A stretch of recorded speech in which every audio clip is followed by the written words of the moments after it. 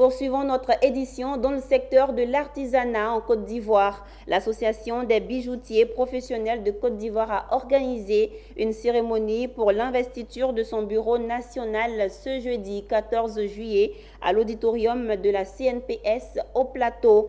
Il s'agissait pour ces professionnels de la bijouterie de présenter officiellement Guamene Bessou, le nouveau président, mais aussi leur association afin de mieux promouvoir leur secteur d'activité et bénéficier d'un meilleur accompagnement. Michel Brou dans un commentaire de Marie-Christelle Zogui.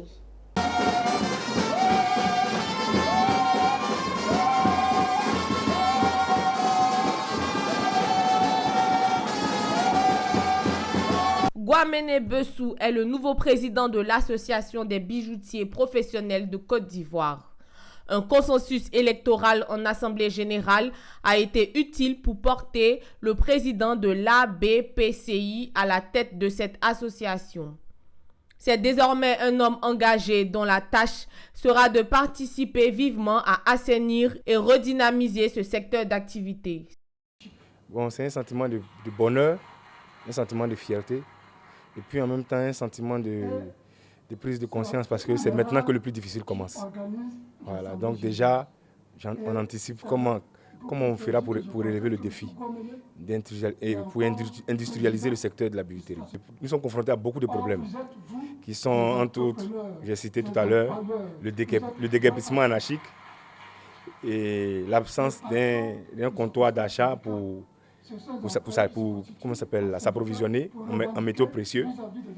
Et souvent même on est là, on apprend qu'il y a des arrêtés qui ont été pris sans même que nous on soit associés.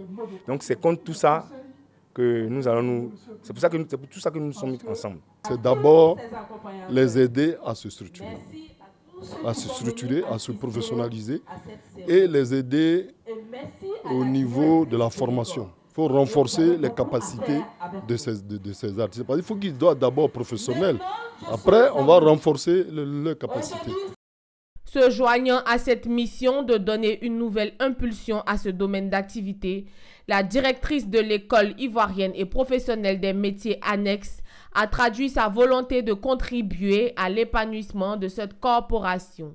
Avec l'ABPCI, nous avons une collaboration très forte avec cette association parce que lorsque nos élèves de l'école finissent leur circuit, ils vont en stage dans les bijouteries, chez les professionnels, pour apprendre la pratique du métier. L'Association des bijoutiers professionnels de Côte d'Ivoire est née en 2013 à Abobo. Elle s'est faite sous impulsion de Guamene et de Diaby à travers le slogan « Tous ensemble pour une bijouterie plus forte ». Ses missions étant de rassembler tous les bijoutiers de Côte d'Ivoire et de rechercher à travers des textes juridiques une des lois pouvant leur garantir la protection.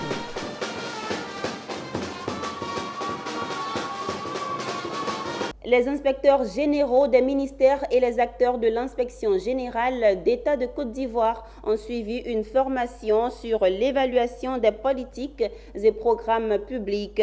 Ce séminaire qui a démarré mercredi dernier a pris fin ce vendredi 15 juillet 2022 avec la cérémonie de clôture meublée par la remise de certificats de participation. À l'initiative du séminaire, l'inspection générale d'État avec le concours du secrétariat technique du contrat de désendettement et développement. Issa Badini et Marius Seri nous donnent plus de précisions.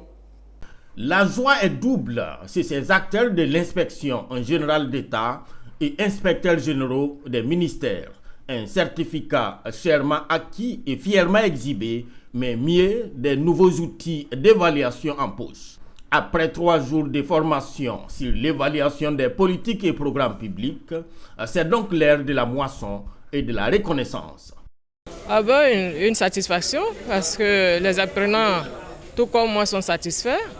Les attentes ont été comblées par l'atelier. Les formateurs étaient excellents. Ils ont acquis des connaissances en matière d'évaluation, comment conduire une mission d'évaluation avec efficacité. Voilà, c'était le thème central. Et je pense que nous sommes tous satisfaits de cet atelier. Un séminaire rendu possible grâce au concours de l'Agence française de développement, du secrétariat technique du contrat de désendettement et développement et de l'inspection générale d'État.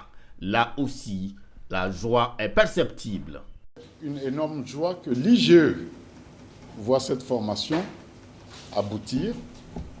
Une autre formation va suivre et l'effectivité de votre action sur le terrain commencer à travers l'évaluation de la politique sanitaire. Après plusieurs mois, je dirais plus quelques années d'échanges en pleine situation Covid, c'est vraiment une grande satisfaction que nous ressentons aujourd'hui. C'est difficile en 3 jours de couvrir l'ensemble de ces éléments, mais nous avons eu quand même un auditoire qui était très attentif et très engagé. Nous avons essayé d'avoir quelques cas pratiques et on ne fait que commencer. L'évaluation des politiques publiques a pour objectif, faut-il le souligner, d'apprécier l'efficacité, l'efficience et l'effectivité d'une politique en comparant ses résultats aux objectifs assignés et aux moyens mobilisés.